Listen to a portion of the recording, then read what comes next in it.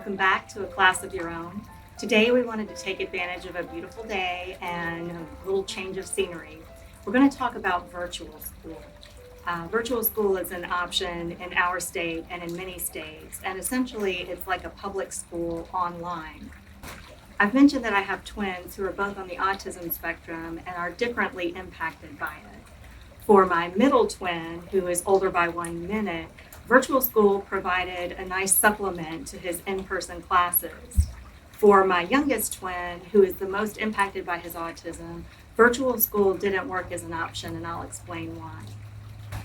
Virtual school is popular for people who, for whatever reason, don't want their child or can't have their child physically attend school.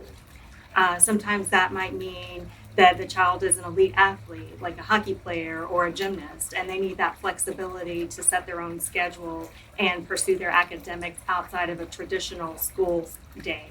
So I have to admit that when I started looking into virtual school in the early 2010s, I kind of expected it would be just like regular school, only it would be in the safety of our own home, and that my kids would kind of sit at the computer, do their assignments while I did work and did things that need to be done around the house.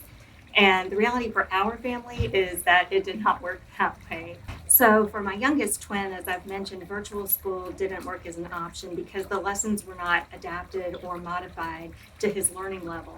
And that's something that you'll find in a lot of programs. They are typically designed for students who can perform in a standard curriculum, not a special needs curriculum. For my middle twin, who is less impacted by his autism, we used virtual school classes to supplement his regular in-person high school classes, and they were very helpful to give him time and breaks during the day while he was at school so that he could complete his virtual lessons at home. I was also able to help tutor him in different subjects where he needed extra help.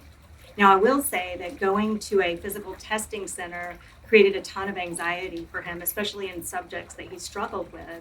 And so it was less than ideal, but it did work to fill in the spots with classes that he needed extra help. Many times, virtual programs will simply take textbooks and put them online. And that doesn't really solve the problem of the wall of text that many of our students have trouble reading and navigating.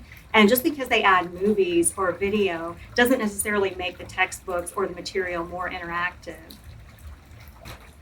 By the time he attended our local community college, he told me he much preferred taking classes in person than virtually online. And one of the reasons is that the virtual learning experience can be very linear. The curriculum, all the lesson plans have already been done for an entire semester or even an entire year, whereas a teacher in a physical classroom can adapt the material and work with their students directly. Virtual school offers very little opportunity for remediation or additional instruction. A final note about virtual schools. For many of us, our experience with our children's education is checking their notebooks, helping them with homework, going to conferences. If they have an IEP or they're a special education student, that's another level, another layer of interaction that we have. Virtual school requires commitment and, most importantly, motivation. Some students have that innate motivation. They want to finish their work so that they can pursue other things that they would like to do. If they're not motivated to complete their virtual learning, that puts huge pressure on you as a parent. Even for typical students, boredom isn't uncommon, but for a student on the spectrum, boredom can make it literally impossible to focus and attend to complete tasks. Once the novelty of not having to be in a physical classroom and being able to stay home for virtual school wears off, many students will struggle with the virtual model. Without a teacher's physical presence in the room or the positive peer pressure that comes about from having other students in the classroom, some students are simply not going to do their virtual work. And that doesn't mean that they're lazy or that they're bad.